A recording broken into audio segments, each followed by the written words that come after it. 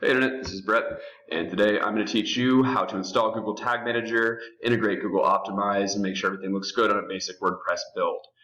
So the Tag Manager side of things will be covering event tracking, variable tags, and triggers. So let's go ahead and get started. First and foremost, you're going to want to have all these three properties pulled up: Analytics, Optimize, and Tag Manager. You want to make sure you're on the same account, or at least you have the proper access to each one. Generally, this is a lot better if you just keep it all under one account, though. So I've already gone ahead here and started a new account here. I'm going to go ahead and set the website. It's going to give me that stupid error that it can't contain any slashes, so go ahead and get rid of those. And use a web container.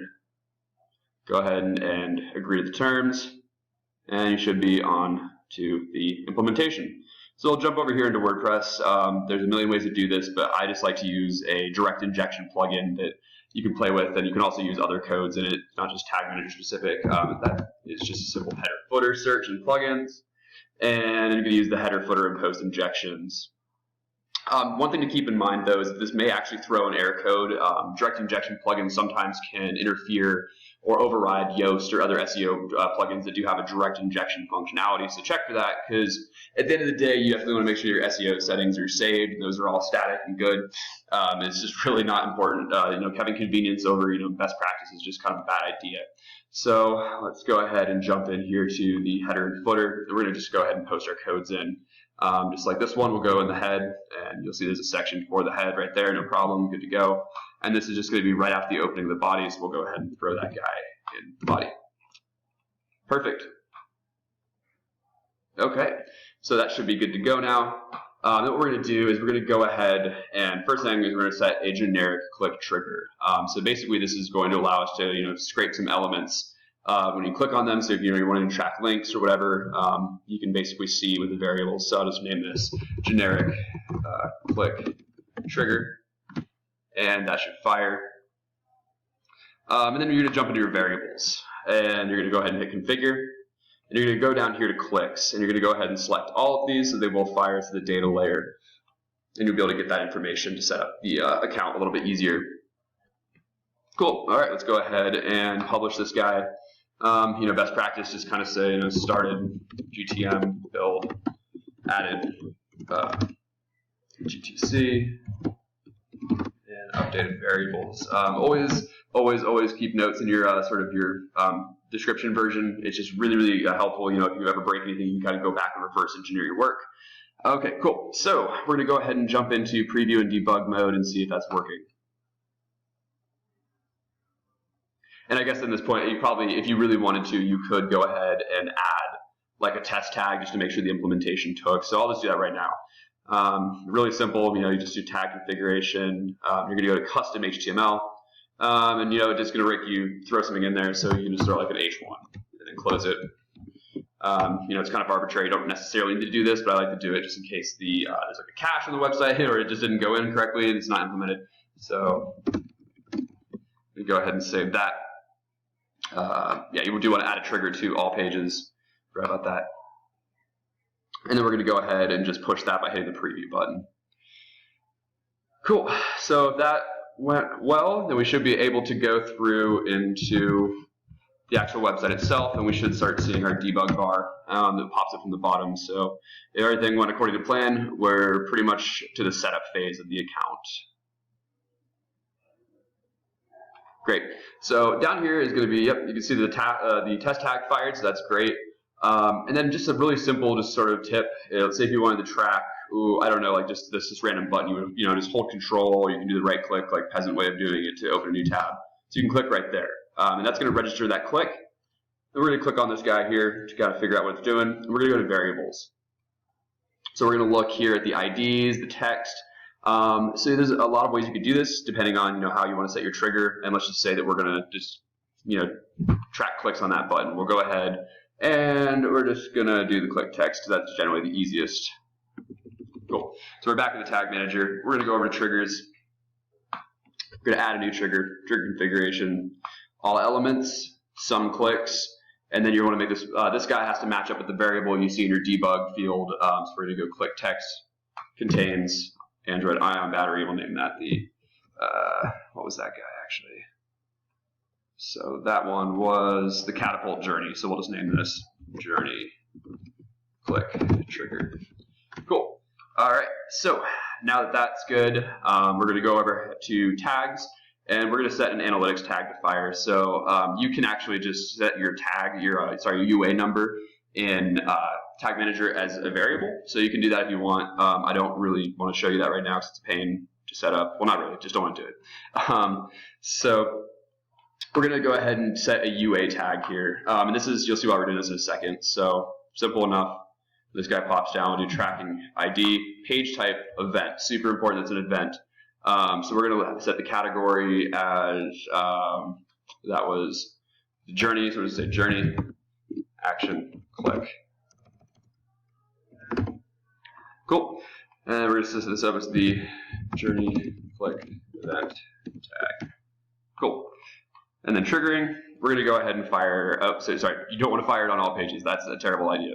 So we're actually going to be using the journey click trigger. Pretty simple there. So we're going to go ahead and save this guy. And that should be good to go. We're going to go ahead and push the new version to the preview mode. So that should be good to go here. And then, of course, we're going to have to refresh on this side because it's not going to transfer over real time. So let's go ahead and just give that guy a quick refresh, and hopefully it'll hold in the new tag and trigger. And let's see if it's done it. Great. So you can see the journey click event tag is fired. So that means it's going to pass that data over to analytics. And at this point, you definitely want to set as a goal, otherwise Optimize isn't going to work for you. So we're going to just jump right in here into conversions. Admin goals, and then we're going to add a new goal. It's pretty simple, straightforward setup. They're custom. The name you can just do. We're going to set the type as an event, and then just like we did in here, we're going to pop over and just double check to make sure we have the right spelling. Everything looks nice, so this will pop open here in a second. We'll just copy this over. So category, journey, action, click. Easy.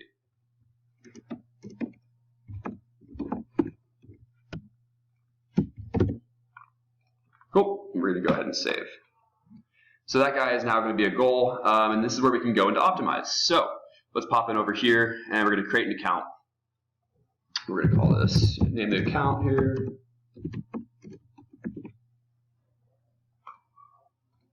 Go ahead and add the container, same thing as analytics. It's not going to, it's Tag Manager, it's not going to like slashes in there, not a big thing. So just get rid of your tags there. And then great. Cool. So now you're just in the basic setup. It's going to want you to create an experiment at first. Don't worry about that. It's fine. First step is going to be to link the property. And that's pretty straightforward, hence why we're all on the same account. Makes it nice and easy. As a side note, though, you will have to use admin access. It will not work with read or edit. So you really do have to have full permissions. And then let's go here to drop down. And we'll go ahead and just give it a little bit of a look, see if we can find it. There it is, perfect. And then we're gonna, you can add in your different views. I think for this case, I added that in the all website, so I know it's not best practice, but whatever. Link it. And then we have to go ahead and get the snippet.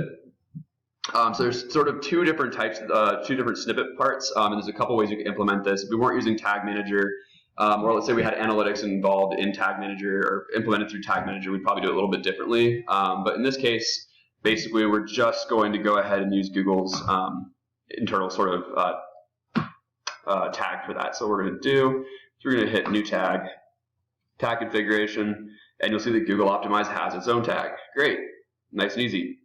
So analytics tracking ID is pretty simple. Obviously, that's just going to be back to this guy. We'll just get our tracking code here.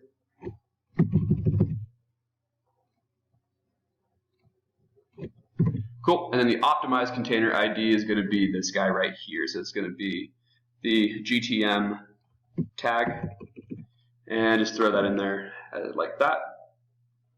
And triggering, if you want to use this, let's say just in the home page, you can set it to fire on certain pages. Just because I'm going to be doing a lot of CRO on this account, we're going to be looking at doing all pages. Great, so that's just going to be the Google Optimize tag. Cool. All right, so that's good to go. Since I'm fairly certain, most of my tags are looking good, everything's fine, we're going to go ahead and just straight publish it, and just get out of sort of the drafting sort of debug phase. So we'll just go ahead.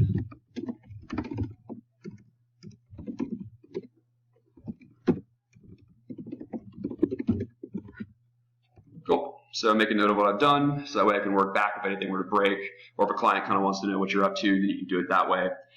Cool. So, in other sort of ideas here, with this, is if you were implementing this, like say, like a hard-coded, or use like a direct injection plugin, this guy, what it actually does is it kind of forces the CRO tests that you're running. It'll force those to basically load as the page loads. So, as opposed to like popping to the home page, viewers would start seeing like buttons, maybe move positions or change colors. It's not really good for the test. So generally, you would put this above the analytics code, but through Tag Manager, you don't have to worry about that because Google's got that functionality built in.